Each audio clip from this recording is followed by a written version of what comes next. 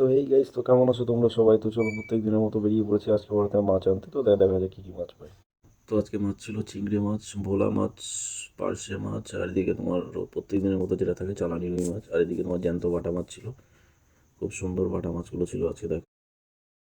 তো আজকে দিনের শুরুতেই এক কাকু এসে বললো যে ভাইপো, তোর বাটা মাছগুলো খুব সুন্দর লাগছে, আমি 3 পিস বাটা মাছ দে। তো আমি প্রত্যেক দিনের মতো বইটা সেট করে তারা আমাকে ডেকে ওনার মাছটা, 3টে বাটা মাছ খুব সুন্দর করে মাছটা কেটে ওনাকে পিস করতে হলো না মাছটা।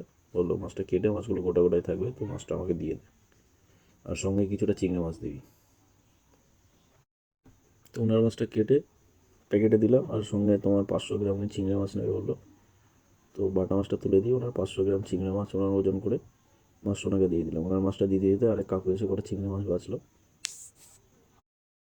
ওনার মাছটা দিতে না দিতেই এক কাকু এসে বললো আমার কিছুটা রুই মাছ লাগবে আর 4 পিস বাটা মাছ লাগবে।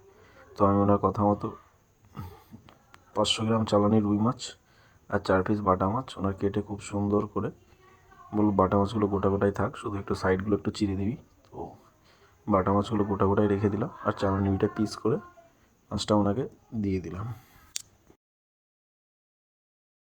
তো ওনার মাছটা দিতে এক দাদা এসে বললো ভাই আমার 3 পিস ভোলা মাছ লাগবে। তো ভোলা মাছের আঁশটা একটু ভালো করে ছাড়িয়ে দেওয়া, কারণ আঁশটা উঠতে চায় না, মাছটা ধোয়া হয়ে গেলো। তাই ওনার কথার মতো মাছটা আঁশ ছাড়িয়ে মাছগুলো খুব সুন্দর করে পিস করে 3টে করে পিস করে ওনাকে দিয়ে দিলাম।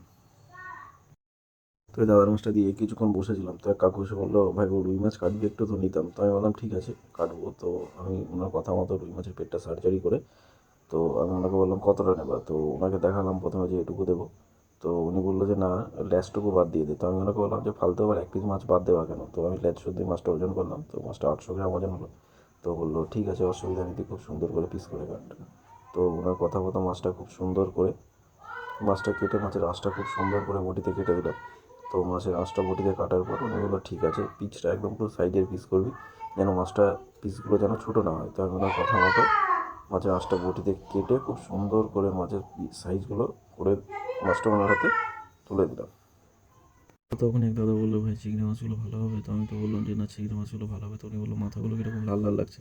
তো আমি বললাম অসুবিধা নেই, সবাই বেছে বেছে নিচ্ছে, তো ওর জন্য মাথাগুলো 2-1টা মাছ ফেটে গেছে। বললো ঠিক আছে, বেছে বেছে আমাকে ওটা দাও।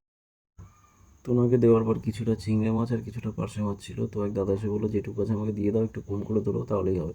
তাই বললাম শেষের বাজারে তো অসুবিধা নেই, একটু কম করেই ধরবো না। তো মাছ দুটো মেপে তো মাছটা ওনাকে দিয়ে দিলাম। তো ওনাকে দেওয়ার পর আজকের ব্লগ এখানেই শেষ করলাম। চলো আবার আগামীকাল দেখা হবে।